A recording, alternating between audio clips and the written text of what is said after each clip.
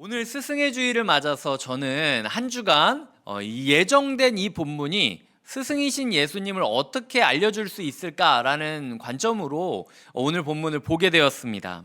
그렇게 자료를 모으고 묵상을 이어가던 중에 철학자 아리스토텔레스의 말을 듣게 되었는데요. 이런 말이에요. 아이들을 잘 교육하는 사람들은 그저 낳아주기만 한 사람들보다 더 큰 존경을 받을 자격이 있다. 낳아준 사람들은 단지 살아갈 수 있게만 해주지만 교육하는 사람들은 아름다운 삶을 빚어내는 예술을 주기 때문이다. 이 아름다운 삶을 빚어내는 예술이 영어로 보면 The Art of Living Well 이라고 이야기하는데요. 이 아트라는 말을 기술로 번역할 수도 있고 예술로 번역할 수도 있어요. 저는 근데 좀 예술 쪽에 더 무게를 두고 있습니다. 인생의 생명만 주고 끝나는 것이 아니라 그 인생을 예술 작품으로 만들기 위한 비법을 전수해 주는 것, 이것이 스승의 가치이고 스승의 중요성이라는 거예요.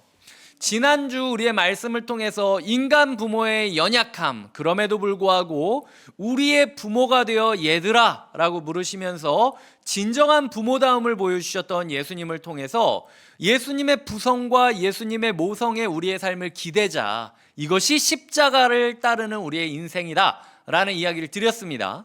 오늘 본문은 스승의 주일을 맞아서 예수님은 우리의 부모인 동시에 우리의 최고의 스승이 되신다라는 이야기를 나누려고 해요.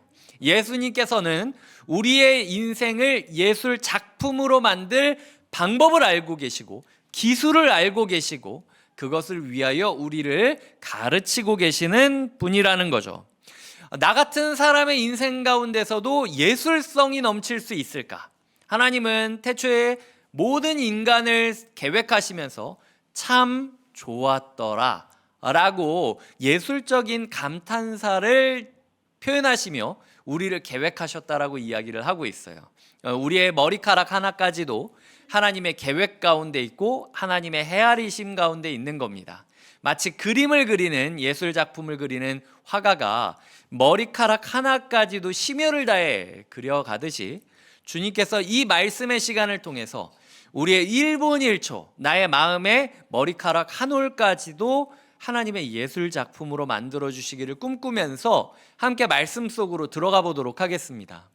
오늘 말씀은요, 예수님이 십자가에서 내가 죽을 거다라고 이야기를 했는데 예수님을 가장 잘 알 것 같았던 제자 중에 야고보 요한이 있습니다. 베드로, 야고보, 요한은 예수님이랑 예수님이 변화되어서 광채를 내뿜는 그 변화산 기적을 봤던 세 사람 중에 두 사람이에요.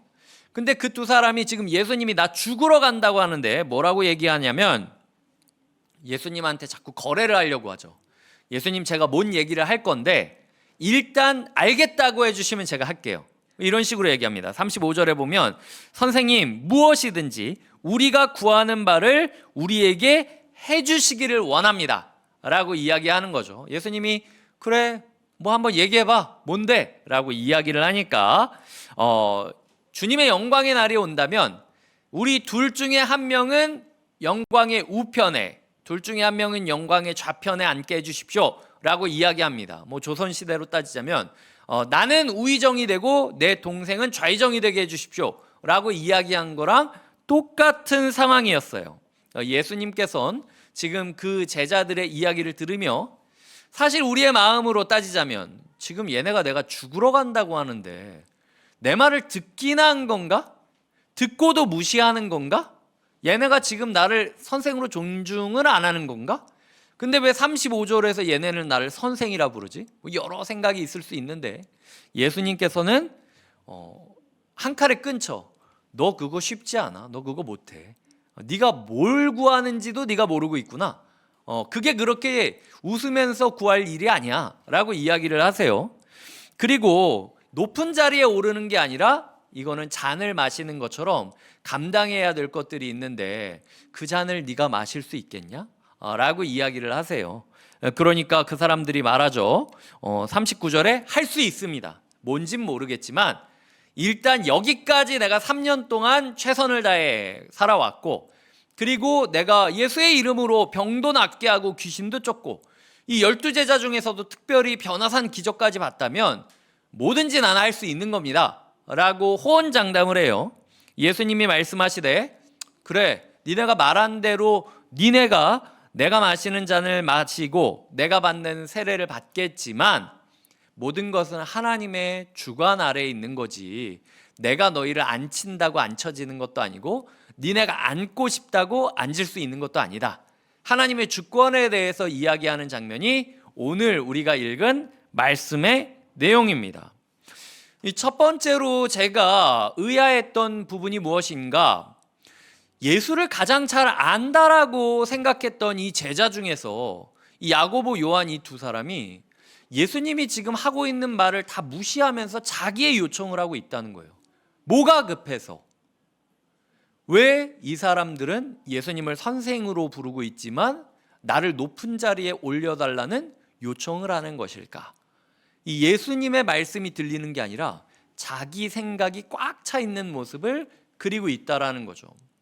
이런 질문을 가지고 말씀을 묵상하던 중에 최근 요번 주 한 주간 스승과 관련된 뉴스를 보게 되었습니다. 그 어떤 뉴스였냐면 이런 뉴스였어요.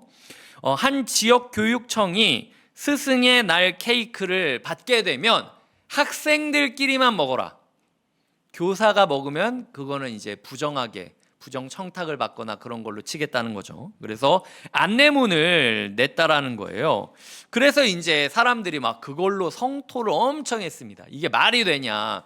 애들이 선생님 좋아가지고 케이크를 사준 것도 이거를 누가 샀네 그러니까 이거 산 사람들만 더 예뻐할 거네 아닐 거네 이런 얘기하면서 아니 요 케이크 하나 가지고 이게 뭐 뇌물도 아니고 이걸 가지고 선생님 누가 먹었네 그러니까 누구를 더 잘해줄 거네 이렇게 얘기하는 게 말이 되냐라고 사람들이 막 성토를 했고 그 이후에 그 교육청이 뭐라고 이야기를 했냐면 이렇게 이야기를 합니다. 사실 작년에 누가 자기 선생이 케이크 먹었다고 우리한테 이야기를 해가지고 조심시키려고 우리가 이렇게 안내문을 미리 뿌린 거다라고 이야기를 했다는 거예요. 그게 너무 슬펐습니다.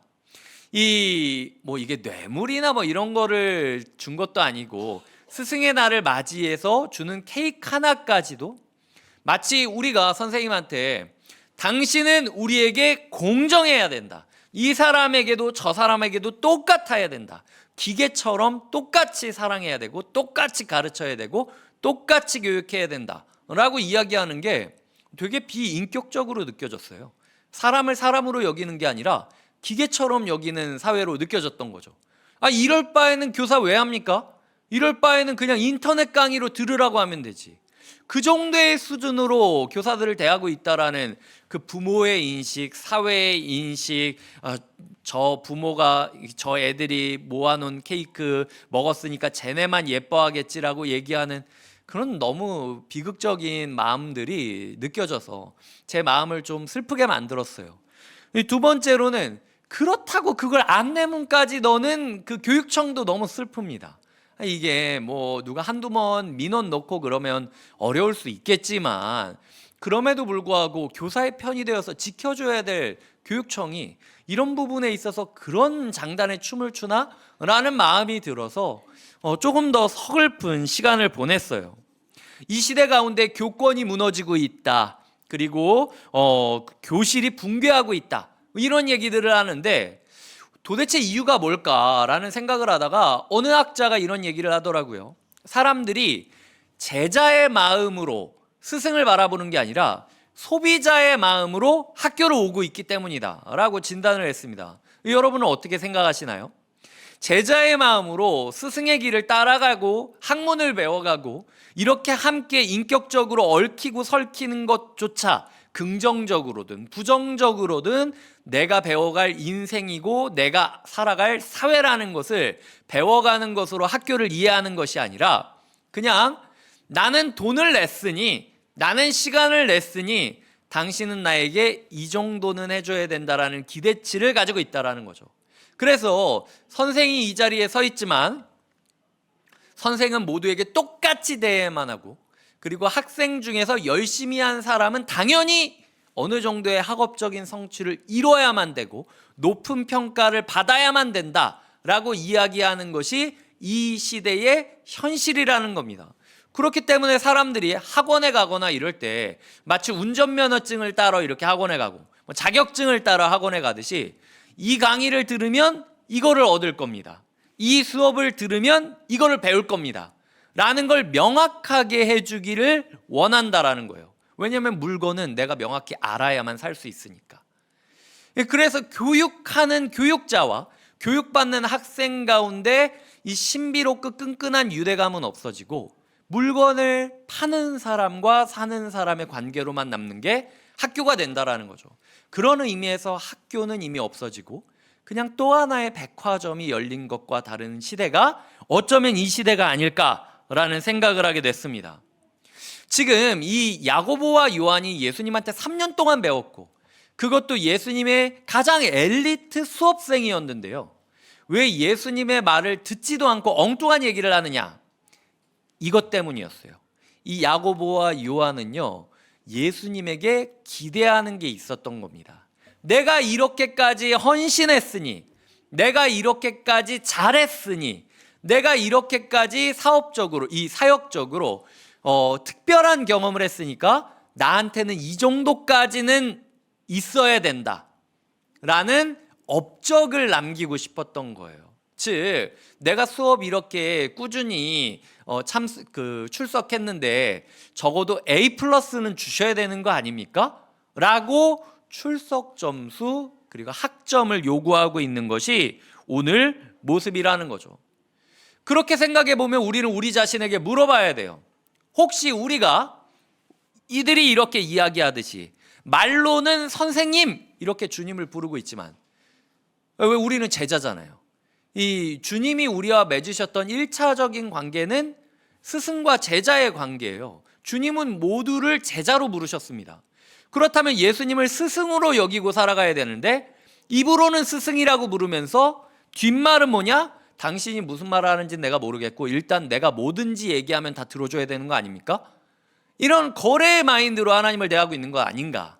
그리고 예수님의 맥락과는 전혀 상관없이 나를 큰 업적을 만들어달라, 나를 큰 사업을 만들어달라, 나를 큰 행복으로 만들어달라, 나를 큰 일을 하는 봉사자가 되게 해달라, 나를 큰 교회에 다니게 해달라 라는 식으로 내가 이 정도까지 했으면 이 정도 업적을 이루어야 되는 거 아닙니까?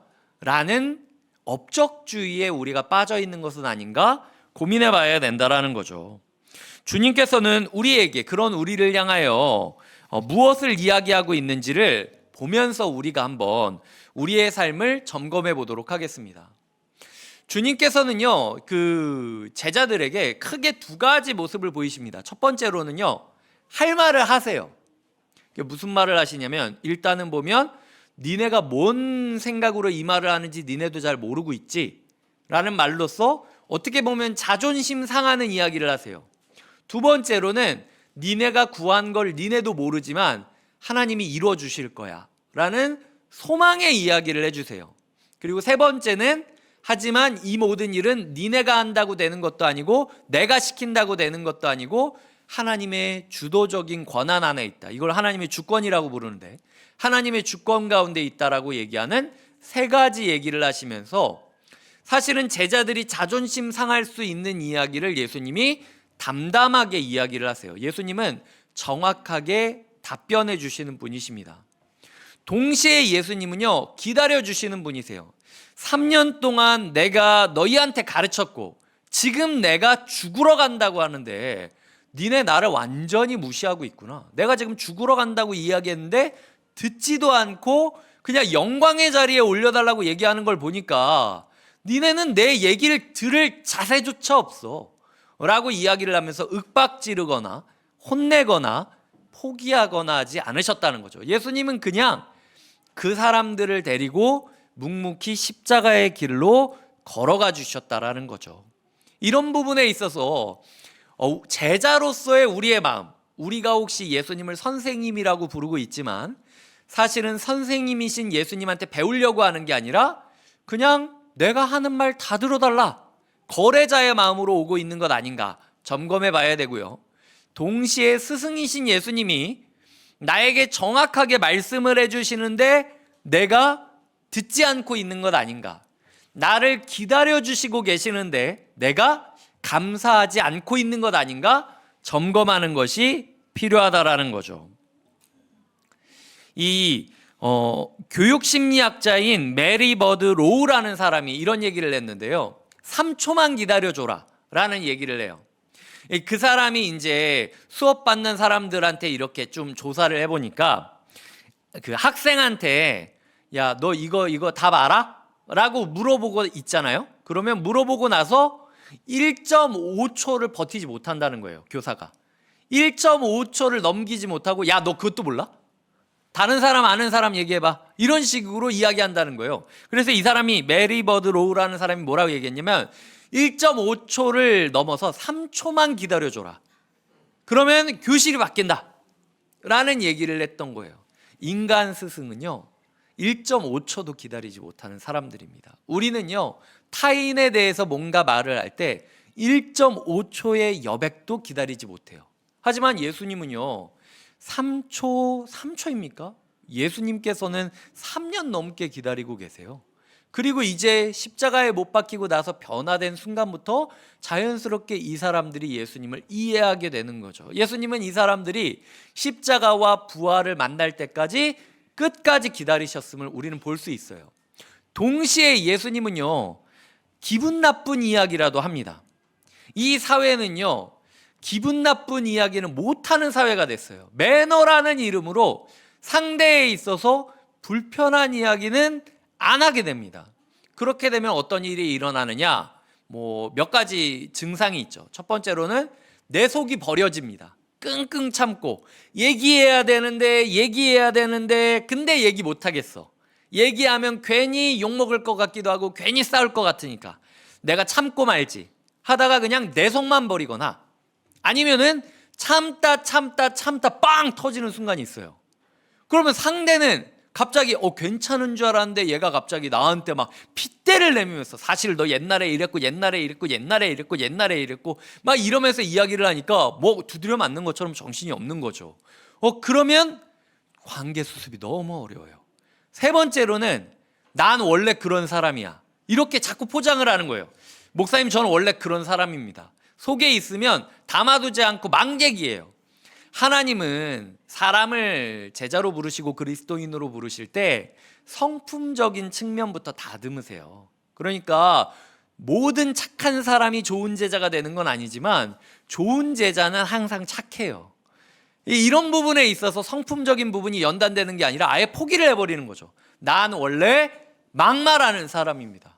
그러니까 나를 받든지 말든지 라는 식으로 이제 막 나가는 경우가 있다라는 거죠. 주님께서는요 그렇게 끙끙대면서 혼자 상처받지도 않으셨고요, 갑자기 참고 있다가 빵 터지면서 제자들한테 화내지도 않으셨고요, 나 원래 그렇게 막말하는 사람이거든 이라면서 독설을 퍼붓지도 않으셨어요. 제자에게 정말 아닌 건 아니라고 이야기하고 너 그거 모르는 거야. 그리고 대신 소망도 주시죠. 근데 니네가 모르고 한 기도라도 하나님께서 들어주실 걸 내가 믿어. 그리고 정확하게 삶을 하나님의 주권에 맞춰주도록 인도해 주시죠. 하지만 이건 네가 하는 것도 아니고 내가 하는 것도 아니야. 하나님이 해주실 거야 라고 이야기를 하면서 정확한 직설과 그리고 선명한 소망과 그리고 이 모든 것 가운데 하나님의 주권이 있다라는 걸 설명해 주시는 게 예수님의 말씀이라는 거죠. 우리 공동체는, 우리의 가정은, 우리의 신앙생활은 이런 예수님의 말씀을 정확하게 듣고 있습니까? 아니면은 예수님이 뭐라고 떠들든지 그냥 우리는 나 모르겠고 우리 집 문제 해결해 달라고요. 나 모르겠고 나 건강하게 해달라고. 나 모르겠고 나 행복하게 해달라고. 요 얘기만 매주 반복하고 있는 거 아니에요? 그렇단 말은 지금 주님께서 우리에게 주시는 말씀이라는 거예요. 지금 내가 이렇게 친절하게 선명하게 이야기하고 있다면 이거 너에게 주는 말씀으로 받아야 되는 거 아니냐. 동시에 내가 너 지금 오래 기다리고 있다. 1.5초, 3초, 3년 웃기지 마라. 내가 너 평생 동안 기다리고 있었어 라고 이야기하시면서 우리에게 다가오시는 모습이 예수님의 모습이라는 사실을 이해해야 한다라는 거죠. 그래서 우리는 선생님이라고 예수님을 부르고 끝날 것이 아니라 도대체 하나님이 나에게 주시는 정확한 말씀이 무엇일지를 고민해 봐야 돼요. 찾아야 됩니다. 그리고 항상 감사와 기대의 마음으로 가지고 있어야 돼요. 우리의 예수님은 기다려주시는 예수님이기 때문이에요. 우리의 예수님은 재촉하지 않으시는 분이기 때문이에요. 일본의 교육사상가 중에 우치다 타츠루라는 사람이 있습니다. 제가 교육학 책을 굉장히 많이 즐겨 읽지만 그 중에서도 제가 가장 손꼽는 그 사람을 꼽자면 저는 이 우치다 타츠루라는 사람을 꼽곤 하거든요. 이 사람이 이렇게 이야기를 했어요. 스승은 제자가 아직 알지 못하는 장소에 이미 가 있는 사람이다.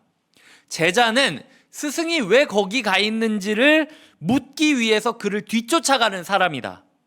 배움이란 제자가 스승의 말을 단번에 완벽히 이해했을 때 생기는 게 아니라 도무지 이해할 수 없는 스승의 말씀을 마음에 품고 끙끙거릴 때 일어나는 것이 배움이다 라는 이야기를 했어요. 다시 읽어드릴게요. 스승은 제자가 아직 알지 못하는 장소에 이미 가 있는 사람이고 제자는 스승이 왜 거기 있는지 묻기 위해 그를 뒤쫓아가는 사람이다. 배움이란 제자가 스승의 말을 단번에 완벽히 이해했을 때 일어나는 것이 아니라 도무지 이해할 수 없는 스승의 말씀을 마음에 품고 끙끙거릴 때 시작된다. 주님께서는요, 스승이 되기 위해서 오셨어요. 주님께서는 우리가 이해할 수 없는 십자가와 부활이라는 신비를 가슴에 품고 끙끙대면서 살아가기를 원하셨어요. 그게 진짜 예수를 배워갈 수 있는 유일한 방법이기 때문이에요. 예수를 너무 쉽게 안다고 생각하지 마십시오. 지금까지 내가 주일학교에서 배웠고 지금까지 내가 교회에서 배웠고 그러니까 성경은 이런 거고 이 말씀은 이런 내용이고 이렇게 너무 쉽게 얘기하지 마세요. 주님께서는 우리가 끙끙거리시기를 원하고 계시다라는 거죠. 동시에 이게 절망의 끙끙거림이 아니라 감사의 끙끙거림이어야 된다는 거예요. 내가 이렇게 말씀과 씨름하고 내가 이렇게 소화되지 않는 말씀을 품고 나아가는 이 과정 자체가 하나님께서 우리를 기다려 주시기 때문에 허락된 마당이라는 것을 알기 때문이라는 거예요. 그런 면에서 우리는 절망의 끙끙거림이 아니라 감사의 끙끙거림으로 살아갈 수 있게 된다라는 거죠. 이 말씀을 우리에게 적용해 보도록 하겠습니다. 아까 이야기 드렸듯 내가 제자로서 선생이라는 말만 하면서 무엇이든 다 들어달라는 식의 억지를 쓰며 살아가고 있던 것 아닌가. 이 시대 가운데 큰 업적을 이루는 것만이 좋은 제자로서의 나의 열매라고 착각하고 있는 건 아닌가. 이게 제자로서의 우리의 모습을 점검해 볼 수 있는 질문이라면요. 두 번째로는 조금 전에 이야기했던 것처럼 우리가 하나님의 말씀을 정확하게 듣는 법을 배워야 되고요. 우리를 기다려주시는 하나님의 은혜를 기억하면서 감사함으로 끙끙거릴 줄 알아야 된다는 게 두 번째 교훈이고요. 마지막 세 번째 교훈은요, 우리가 그런 교사가 되고 있는지를 고민해 봐야 된다는 거예요. 모든 사람은 서로에게 스승이 될 수 있습니다. 이 두 사람이 있어도요, 서로에게 배울 것이 있는 게 인생이에요. 그렇다면 스승으로서 우리는 스승답게 살아가고 있는가? 우리는 누군가에게 하나님의 말씀을 정확하게 이야기해주고 있는가? 아니면은 매너 있는 공동체라는 그 타이틀을 지키려고, 매너 있는 사람이라는 타이틀을 지키려고 혼자 끙끙대면서 참다가 속 버리거든, 아니면은 갑자기 참고 있다가 빵 터지던, 그것도 아니면 나는 원래 그런 사람이라고 사람들을 찌르던 잘못된 방식으로 커뮤니케이션을 하고 있는 것 아닌가? 나아가 우리는 타인을 향하여 3초만이라도 기다려줘 본 적이 있는가? 저 사람을 향해 우리가 예수님처럼 기다리면서 응답을 기다리는 것이 아니라, 나는 분명히 얘기했습니다, 예수님. 이건 저 사람 잘못이에요 라는 식으로 너무 쉽게 평가하면서 기다리지 못하고 쉽게 포기하는 모습을 보이고 있지는 않나. 우리 교회가 주님의 올바른 제자가 되는 공동체 문화가 형성되기를 바라고요. 동시에 스승이신 주님을 닮아가는 건강한 공동체 문화가 세워지기를 꿈꾸셔야 돼요. 이 F1 드라이버가 되는 길이라는 그 표현을 제가 설교 준비하면서 보게 됐어요. 주님께서 우리를 향해서 이야기하시는 이 주님의 길, 구도라고 하죠. 주님의 길을 따라가는 그런 구도자가 되는 길은요, 그 제자가 되는 길은 그냥 운전면허를 따듯이 뭐 핸들 2바퀴 돌리시고요, 기어 어떻게 바꾸시고요, 공식을 가르치는 게 아니에요. 주님께서는 인생을 살아가며 우리에게 이러이러하게 하면 성공한다는 성공 공식을 가르치면서 성경 2번 읽어라, 기도할 때 통성으로 해라, 이때는 침묵으로 기도해라, 이런 식으로 테크닉을 가르쳐주는 분이 아니라는 거예요. 주님께서는 F1 드라이버가 F1 드라이버를 양성하듯 이 엄청난 스피드의 자동차 경주를 하는 스승이 제자를 양성하듯 운전자로서의 그 구도를 알려주고 싶다라는 거죠. 도를 알려주고 싶은 거예요. 제가 얼마 전에 봤던 영화 중에 이 자동차 경주하는 영화가 있었는데 그 중에 보면은 이런 대사가 나옵니다. 주인공이 이렇게 얘기해요. 내가 이렇게 나이가 들어서까지 레이서를 하는 이유가 뭐냐, 어느 순간을 맞이하고 싶기 때문인데 차를 타고 있지만 차가 날아간다라고 느껴지는 순간이 있다. 이상한 얘기지 않습니까? 차가 어떻게 날아다닙니까? 근데 그런 순간이 올 거를 꿈꾸면서 내가 하고 있다는 거예요. 그리고 영화 마지막엔 갑자기 사람들이 그 사람의 운전을 보면서 지금 저 사람은 날아가고 있다라고 표현해요. 그리고 그 사람의 운전을 보면서 그 사람의 뒤를 따르는 또 다른 누군가가 그 날아가는 움직임의 뒷모습을 보면서 배워가는 장면이 나온단 말이죠. 주님께서는 우리에게 기술을 가르쳐 주시려고 온 게 아니라 예술을 가르쳐 주시러 온 거예요. 자동차지만 날 수 있는 방법, 인생이지만 하늘의 삶을 살 수 있는 방법. 주님께서는 우리의 삶 가운데 이런 놀라운 교훈을 주시려고 오셨다라는 거죠. 그렇기 때문에 우리가 주님을 스승 삼아서 그렇게 살아가겠다, 주님 같은 스승이 되겠다라는 소망과 꿈을 꾸는 것이 우리에게 필요하다라는 겁니다. 그때 우리 공동체는 분명히 바뀔 거예요. 이제 말씀을 정리해 보도록 하겠습니다. 그 윌리엄 아더 워드라는 한 사람이 티처라는 시를 썼습니다. 스승이라는, 선생이라는 시를 쓴 거죠. 아마 옛날에 이제 들어보셨을 것 같은데 제가 그 시를 읽어 드릴게요. 평범한 교사는 말을 한다. 좋은 교사는 설명을 한다. 우수한 교사는 스스로 모범을 보인다. 위대한 교사는 영감을 준다. 평범한 교사는 말을 하고, 좋은 교사는 설명해주고, 우수한 교사는 스스로 모범을 보이고, 위대한 교사는 영감을 준다는 거죠. 여러분은 어떤 선생이십니까? 여러분은 어떤 선생과 함께 하십니까? 예수님은 말씀하십니다. 예수님은 말씀에 설명을 주시죠. 예수님은 말씀에 설명을 주실 뿐만 아니라 모범을 보이셨습니다. 거기서 한 걸음 더 나아가 예수님은 우리에게 영감을 주시는 분이세요.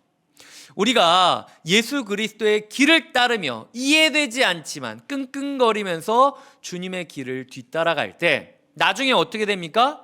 정말로 야고보와 요한은 하나님의 쓰임을 받았어요. 지들이 무슨 얘기하는지도 모르면서 구했는데 결과적으로 어떻게 됐느냐? 야고보는요, 예수님 뒤를 이어서 가장 먼저 순교당하는 첫 번째 제자가 됩니다. 순교의 포문을 여는 게 야고보가 됐던 거죠.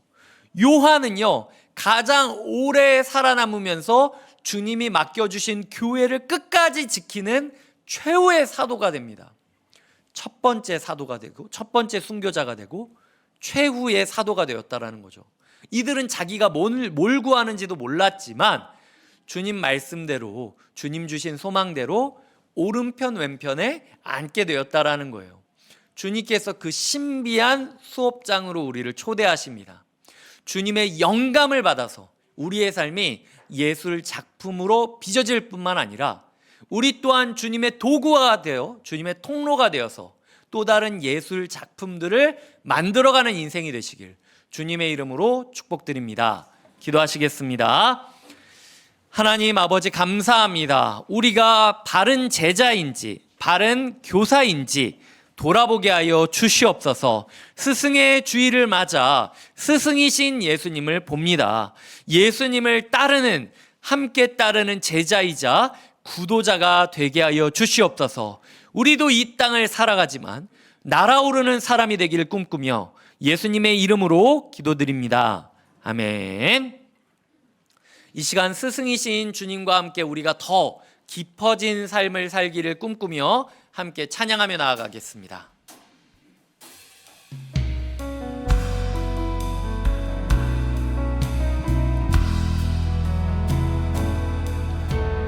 은혜로 날 보듬으시고 사랑으로 품어주셔도 내 마음 한 자락도 지키지 못하는 이 모습 부끄럽습니다. 따스한 곁을 내어주신 따스한 곁을 내어주신 주님 앞에 나아갑니다. 표현 못할 그 길로 나를 붙드시는 주 이름만 바라봅니다. 매일 마주한 슬픔을 견뎌나가며 주 예수의 마음을 닮아가네. 두려운 걸음마다 주가 동행하니 주 의지하며 오늘을 걷네. 주의 신실한 소망을 깊이 담으며 주 예수의 풍요를 채워가네. 하나님의 자녀로 명예 지켜가며 깊어진 삶을 주께 드리 은혜로 날 보듬으시며 은혜로 날 보듬으시고 사랑으로 품어주셔도 내 마음 한 자락도 지키지 못하는 이 모습. 다 같이 일어나서 찬양할까요? 따뜻한 곁을 내어주신 따스한 곁을 내어주신 주님 앞에 나아갑니다. 표현 못할 그 길로 나를 붙드시는 주 이름만 바라봅니다. 매일 마주한 슬픔을 견뎌나가며 주 예수의 마음을 닮아가네. 두려운 걸음마다 주가 동행하니 주 의지하며 오늘을 걷네. 주의 신실한 소망을 깊이 담으며 주 예수의 풍요를 채워가네. 하나님의 자녀로 명예 지켜가며 깊어진 삶을 하나님의 자녀로 명예 지켜가며 하나님의 자녀로 명예 지켜가며 깊어진 삶을 주께 드리 깊어진 깊어진 삶을 주께 깊어진 삶을 깊어진 삶을 주께 드리네. 기도하시겠습니다. 우리 주 예수 그리스도의 은혜와 하나님의 사랑과 성령님의 교통하심이 자기 야망을 채우는 소비자가 되어 예수님을 따르던 것을 멈추고 우리를 기다려주시는 예수님과 끝까지 동행하며 배워가는 진짜 제자가 되기를, 그리고 예수님처럼 누군가를 가르치고 지도하는 진짜 스승이 되어주기를 소망하고 결단하는 주님의 사람들과 곁에 있는 교회에게 지금부터 영원토록 함께해 주시기를 간절히 축원하옵나이다. 아멘.